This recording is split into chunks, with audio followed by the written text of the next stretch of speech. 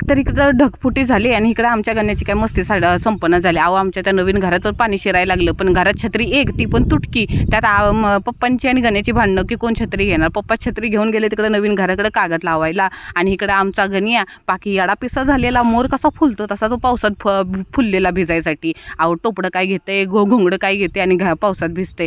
अहो इकडं पाऊस गेल्यामुळे लाईट गेलेली होती. अंधारात मला जेवण करायचं होतं. आईनं मस्तपैकी असं दही घुसळून दिलं. कालचं शिळं दही होतं ना, त्याचं ताक करायचं ठरवलेलं.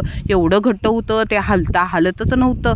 आणि नालाई कुचकी काकोडी माकोडी लाईट. मी भाकरी करून झाली आणि शेवटच्या भाकरीला लाईट आली बघा. त्यामुळे एवढा पसारा पडलेला होता. ही आमच्या माल्याच्या लग्नाची तांब्या पितळेची नाही का ती भांडी देतात, त्यातली एक परात राहिलेली होती.